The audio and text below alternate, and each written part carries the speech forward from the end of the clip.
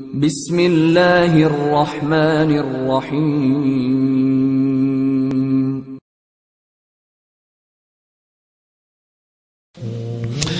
والد کی عمر بڑی ہو گئی، والدین کی عمر بڑی ہو گئی، اب بچے کی خواہش ہے میرے باپ نے میرے لیے اتنا کیا، میری ماں نے میرے لیے اتنا کیا، میرے دل کی خواہش ہے میں کچھ کر لوں ان کے لیے۔ اس لیول کا تو نہیں ہو سکتا جس لیول کا والدین نے کیا، وہ تو نہیں ہو سکتا۔ ہاں، ایک آدمی نے جا کے اللہ کے نبی سے عرض کی، یا رسول اللہ، جیسے میری ماں مجھ کو نہلاتی تھی، آج میں بھی اپنی ماں کو نہلا رہا ہوں، کیا میں نے وہ حق ادا کر دیا؟ کیا جواب دیا میرے نبی صلی اللہ علیہ وسلم نے؟ آپ نے فرمایا، ہائے ہائے، جب وہ تجھ کو نہلاتی تھی نا تو تیری زندگی کی دعائیں کرتی تھی، آج تو اس کو نہلا رہا ہے تو اس کے مرنے کی تمنا کر رہا ہے، تو نے کہاں سے اس کی برابری کر دی؟ ہاں میرے دوستو، خوش قسمت ہیں وہ لوگ جن کے والدین ابھی تک زندہ ہیں، خوش قسمت ہیں وہ لوگ جن کے والدین زندہ ہیں۔ باپ کے اور بیٹے کے بیچ میں رشتہ انتہائی نازک رشتہ ہوتا ہے، اسی لیے جس بیٹے نے اپنے باپ کو راضی رکھا، ہاں، تو جو دعا باپ کے دل سے نکلتی ہے، زبان سے نہیں، باپ تو دیتا ہی رہتا ہے زبان سے دعا، ہاں، جو باپ کی جو دعا اس کے دل سے نکلتی ہے، اس کے اور اللہ کے بیچ میں ایک بھی حجاب نہیں ہوتا، جو دعا باپ اپنے بیٹے کے لیے کرتا ہے۔ ماں کے لیے تو کرتے ہی ہیں، بیٹے تو ماں کے ہو ہی جاتے ہیں۔ عجیب، میں حیران ہوتا ہوں کہ ماں کے بارے میں نہیں فرمائی یہ بات، باپ کے بارے میں فرمائی۔ ہاں، ارے یار ڈیڈی آپ کو کیا پتا، بابا آپ کو کیا پتا، ارے ڈیڈی وہ دن گئے، اف یار اس باپ کو دیکھو تو صحیح، ذرا ایک مرتبہ دیکھتے رہو، اس کو دیکھتے رہو، یہ نہ ہوتا تو تو بھی نہ ہوتا۔ ہاں، آج اس کو کہہ رہے ہو یہ بات، عجیب۔ ہاں، اللہ اس بول سے حفاظت فرمائے۔ ہاں میرے دوستو، کوئی بول ایسا باپ کو نہ بولنا، کوئی بول ایسا ماں کو نہ بولنا۔ ماں تو چلو پھر دوستی ہو جاتی ہے، ہاں، باپ کے سامنے نہیں بولنا۔ بد نصیب ہے وہ جو باپ کے سامنے بولتا ہے۔ استاد کے سامنے مت بولنا، استاد کے سامنے مت بولنا، باپ کے دوستوں کے سامنے مت بولنا۔ ہمارے اوپر 4 رشتے فوراً متوجہ رہتے ہیں، ہم سب مردوں پر 4 رشتے ہر وقت متوجہ رہتے ہیں۔ سب سے پہلے باپ کا، پھر استاد کا، پھر سسر کا، پھر باپ کے دوستوں کا۔ یہ 4 رشتے ہر وقت متوجہ رہتے ہیں، اتنے ہی طاقتور اور پاورفل رشتے ہیں یہ۔ ان 4 میں سے کسی ایک کی دعا بالکل وہی طاقت رکھتی ہے جو باپ کی دعا طاقت رکھتی ہے۔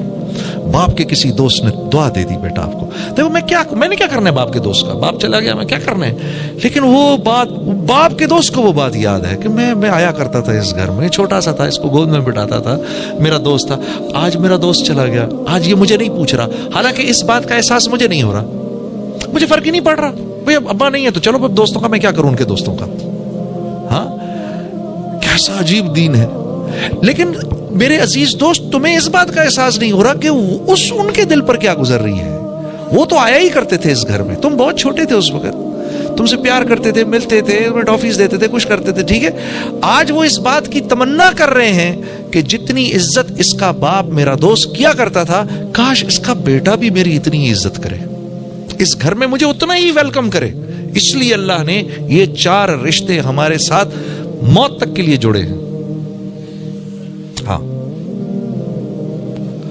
تو یہ قدریں زندہ ہیں ابھی اس ملک میں، اس لیے یہاں ان امپلائمنٹ کے نعرے نہیں لگتے، یہ قدریں زندہ ہیں، یہ باہر نہیں دیکھنے کو ملتی۔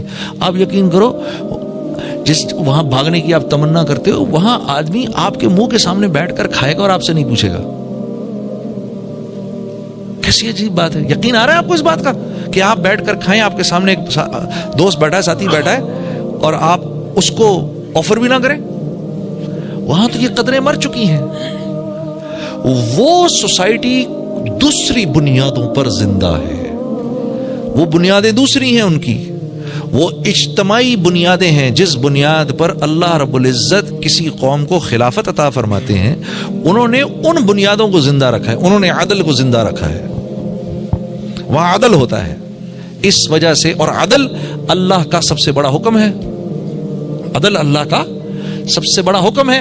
عدل ہوتا ہے اس معاشرے میں بد معاملگی نہیں ہوتی، وہاں تاجر دوسرے تاجر کو دھوکہ نہیں دیتا، دھوکہ نہیں دیتے. وہ اس بات کو ماننے کو تیار نہیں ہوتے، وہ اس بات کو ماننے کو تیار نہیں ہوتے کہ ہماری وجہ سے کسی اور کا نقصان ہو جائے. یہ بات ان کے ہاں قابل قبول نہیں ہے. اس لیے میرے عزیز دوستو، جب آپ وہاں کچھ خریدنے جائیں گے تو اوپر یہاں بڑا بڑا لکھا ہوا ہوگا ریفنڈ. اگر آپ کو چیز پسند نہیں آئی کوئی بات نہیں، آپ آ کر واپس کر دیں، ہم آپ کو آپ کے پیسے واپس کر دیں گے. وہ اس بات کو پسند کرنے، وہ اس بات کو ماننے کو تیار نہیں، ان کا معاشرہ اس بات کو ماننے کو تیار نہیں کہ میری تجارت سے کسی کا نقصان ہو. میری تجارت سے لوگوں کو نفع ملنا چاہیے، میری تجارت سے لوگوں کو نفع ملنا چاہیے. اس لیے وہاں پر وہ سیلیں لگاتے ہیں. کوئی بات نہیں، آپ بھائی ابھی نہیں خرید سکے، گھبراؤ نہیں، 2 مہینے کے بعد اس کی ہم آدھی سے بھی کم کر دیں گے قیمت، تب آ جانا. یہ ان کی سوچ ہے. مجھے یاد ہے میں اور میرا ساتھی جب ہم کاروبار کرنے لگے، مفتی تقی عثمانی صاحب کے پاس گئے، حضرت ہم کاروبار کرنا چاہتے ہیں. تو آپ نے فرمایا 3 کام کر لو. نمبر 1، جو بھی کاروبار کرنا ہے، جیسے بھی کرنا ہے، اس کو لکھ لو کہ کن کن چیزوں کے کرنے پہ، کون کون سی بنیادوں پہ یہ کاروبار ختم ہوگا، یہ پہلے لکھو.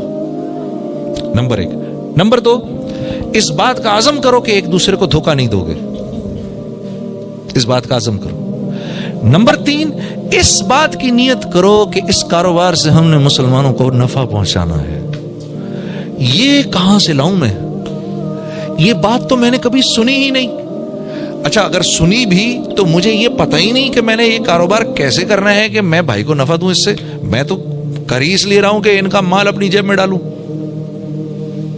میں تو یہ کام کر ہی اس لیے رہا ہوں. تو فرمایا یہ 3 کام اگر تم نے کر لیے تو تم دونوں کا تیسرا پارٹنر اللہ ہو جائے گا. مجھے آج بھی مفتی صاحب کی یہ بات یاد ہے، تمہارا تیسرا پارٹنر اللہ ہو جائے گا. ان 3 چیزوں میں سے کسی ایک کو بھی چھوڑا، سب سے پہلے تمہیں تمہارا تیسرا پارٹنر چھوڑے گا. اللہ کی قسم، اللہ کی قسم، اگر اللہ کاروبار کر رہے ہونا تو اتنے مزے سے کاروبار ہوتا ہے کہ بتا نہیں سکتا. اور اگر خود بیٹھنا پڑ جائے تو یقین کرو چھٹی کا دودھ یاد آ جاتا ہے. اللہ کر رہے ہوں تو ہوتا رہتا ہے، ہوتا رہتا ہے، ہوتا رہتا ہے، ہوتا رہتا ہے. اور اللہ رب العزت کس بنیاد پر پارٹنر بنتے ہیں؟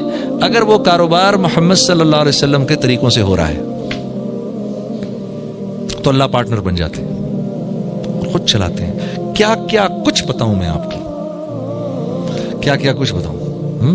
ایک دفعہ کیا ہوا، ہم لوگ نیا کام شروع کیا. کپڑے کا کام نہ مجھے آتا نہ ان کو آتا، ٹھیک ہے. اب دونوں ہم پیٹرن کاٹ رہے، پیٹرن جو کاٹا کپڑوں کا، شلوار قمیض کا پیٹرن کاٹا تو پیٹرن چھوٹا کٹ گیا. اب سر پکڑ کے بیٹھ گئے. میرے پاس تو پیسے تھے نہیں، جتنے پیسے تھے وہ میں نے لگا دیے، ٹھیک ہے. ہم تو ویسے بڑی مشکل میں تھے، گانا وانا تو تھا نہیں زندگی. سر پکڑ کے بیٹھا ہوا، یا اللہ ابھی کس طرح گاڑی چلے گی، یہ کیا ہو گیا، کیا ہو گیا. مولوی عبد المجید صاحب سامنے بیٹھے ہوئے، بنگلہ دیش سے تعلق ہے ان کا. تو ہمارے پاس ایک ساتھی آئے ایک پارٹی کو جو کہ بنگلہ دیش سے تھی، ہمارے بنگالی ساتھی تھے کچھ. اور انہوں نے کہا جی کہ آپ لوگ کپڑے کا کام کرتے ہیں؟ ہم نے کہا جی بس کرتے ہیں. کرنے سے پہلے ہی پتہ نہیں کیا ہو گیا. ہاں جی. تو انہوں نے کہا بھائی سنو بھائی، ہم کو بنگلہ دیش کے لیے کچھ شلوار قمیض چاہیے لیکن پیٹرن تھوڑا چھوٹا چاہیے، مل جائے گا؟ ہم نے کہا جی چھوٹا پیٹرن کاٹنے میں تو محنت تھوڑی زیادہ ہے، پیسے تھوڑے زیادہ لگیں گے. انہوں نے کہا ہاں جی پیسوں کی پرواہ نہ کریں. تو وہ چھوٹا پیٹرن کاٹ کے سی کر ہم نے وہ سارا کا سارا ان کو دے دیا. اللہ نے جہاں پر پاکستان میں جو ابھی بیچتا میں وہ 1000 کرتے پروفٹ کے ساتھ بکا کے ہم دونوں پوری رمضان مکھیاں مارتے رہے، کچھ کرنے کوئی نہیں تھا.